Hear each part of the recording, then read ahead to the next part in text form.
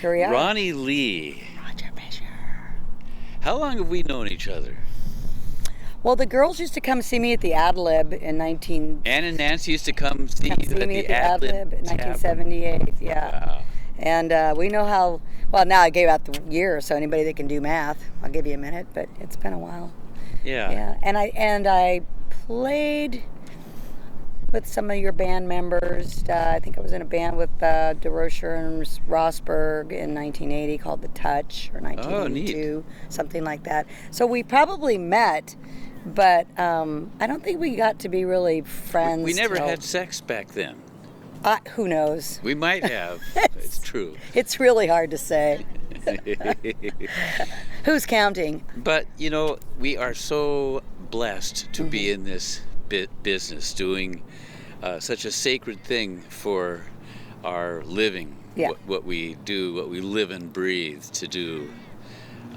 We get the benefit, and then we get the benefit of seeing a lot of other people benefit from what we do. And it would be nice if we all got better paid, but we're not in it for that reason. We're in it because we can't Don't advertise that so much.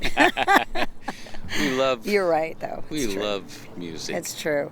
And the experiences, I just came back from the East Coast. I got to play with some great players over there, people that I'd always wanted to play with. And then we get together and we do this thing, and then we realize, oh, man, and then we want to do it again, So I get to, as a solo artist, I play with a lot of different people. And it just, I don't know, like you said, sometimes I feel like I'm just doing it for me, but I'm not. The crowd and the audience is everything, and just having that experience together. That's why Hendrix called it the experience. You have an experience when you go see music, and I believe as a performer, not just a musician, because they're kind of two different people sometimes. Absolutely. I feel like as a performer, I have to bring these people in. It's my job. My guitar playing is secondary, the singing is secondary. The music is always great because I have such great players around me. That's the trick to that. But, I want to leave fulfilled, and I want them to leave fulfilled. And people have said to me, I just did an interview with them, what do you like? Do you like arenas, or do you like, smaller venues? I said, yes, because I like the people. Yeah. Arena, I love arena rock, and if there's arena full of people who love it, that's a win-win. But as long as the audience is enjoying it, the venue is almost meaningless. Yeah, right? A home party can be great. I mean, it doesn't matter Absolutely. how many people you move. Just the act of moving people emotionally and spiritually is just such a great thing. I wish everybody could experience it once, and that's why I do so many jams, and I like to bring people up just so they can feel just a glimmer of what it's like to do that. It's a very, my opinion, if you're doing it right, it's a very selfless thing on stage. You get lost. You get lost in it. Yeah. Well, yeah, and you're the king of that. I love watching you play, because you're just like, I don't think anybody's ever asked you if you have stage fright. Have they ever asked you that? Yeah. Okay. I mean, somebody that doesn't know you, obviously. Yeah. Okay. Yeah.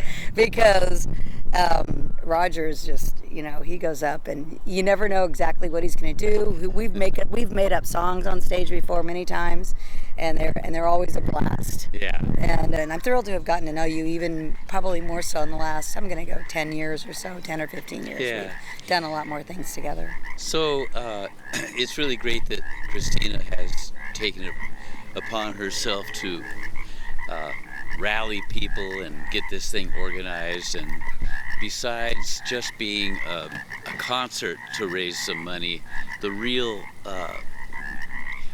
cumulative effect of what we are doing with our promotion, etc., is we're getting people to subscribe to these agencies where they give $5, $10, $15, $20 a month to these different agencies, so they can carry on and do what they do, because of course one of the bottom lines is money. And I wouldn't be involved with this if I hadn't researched these agencies and understood that what they are doing is really good.